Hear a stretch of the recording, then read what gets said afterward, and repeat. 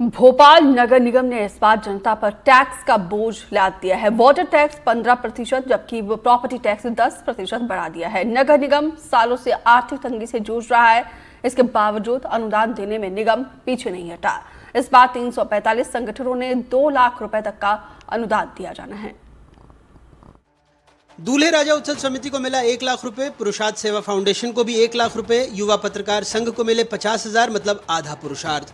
Royal शिक्षक समिति को तो पूरे 2 लाख, शायद इसलिए कि रॉयल के नाम में ही इनकम टैक्स की गंध है। और बाबा रामदेव भक्त कल्याण समिति को मिले 25,000। यह है भोपाल नगर निगम का 2024 संस्करण, जहां टैक्स से भरी थाली में से समाज सेवा के नाम पर पकवान परोसे जा रहे हैं। वैसे भोपाल नगर निगम की माली हालत वही है जो किसी ऐसे दोस्त की होती है जो हर महीने उधार मांगता है, लेकिन शादी ब्याह में सबसे बड़ा लिफाफा वही देता है। जी हां, आर्थिक तंगी से जूझता नगर निगम इस बार जनता पर 15% वाटर टैक्स और 10% प्रॉपर्टी टैक्स का नया प्रसाद चढ़ाया है। महापौर जी कहती हैं धार्मिक संस्था को कुछ नहीं मिलता। अब हम नहीं समझ पाए कि बाबा रामदेव भक्त कल्याण समिति क्या है।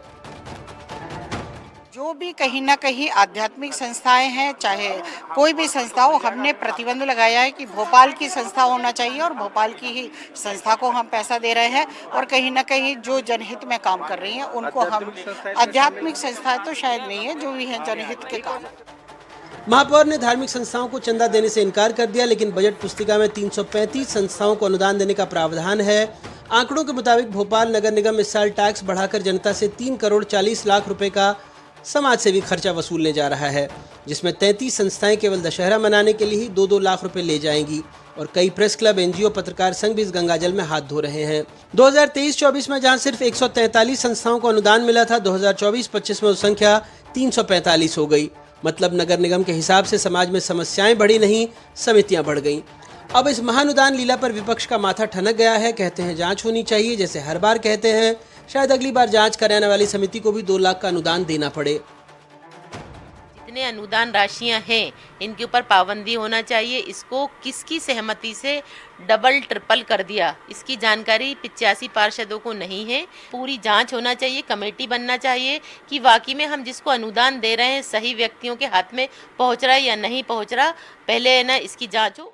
जिस विपक्ष का भी बहुमत नगर निगम परिषद में रहा, तब भी अनुदान बढ़ता था, तो विपक्ष को पहले ये बताना पड़ेगा कि ये परंपरा की शुरुआत कब से हुई है। पहले तो बड़ी बड़ी राशि दी जाती थी, हमने उस पर भी केपिंग लगा करके कंट्रोल करने का काम किया। जो अच्छा समाज में काम करती हैं, समाज के लिए जो संस्थाएं उपयोगी भी हैं, कोई पता चला कि लावारिस लाशों के अंतिम संस्कार के कार्यक्रम करते हैं, ऐसे लोगों को तो प्रमोट करना ही चाहिए।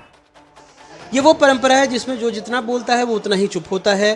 अब परंपरा निभाने में भोपाल नगर निगम ने टायर रिमोल्डिंग और बैटरी असेंबली यूनिट भी खोल डाली।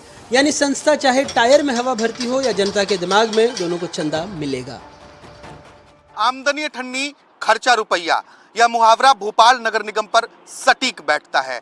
जनता से जुटाए हुए टैक्स के पैसों को कैसे लुटाया जाता है, यह भी भोपाल नगर निगम से सीख सकते हैं। हालांकि निगम इसे अनुदान कहता है, जिन पैसों को सिर्फ समाज की बेहतरी के लिए काम करने वाली संस्थाओं को दिया जाना था। लेकिन दशहरा और जन्माष्टमी मनाने के साथ साथ अलग अलग समाजों को लाखों रुपए दिया जाएगा। भोपाल से कैमरा पर्सन रिजवान खान के साथ आकाश द्विवेदी, एनडीटीवी।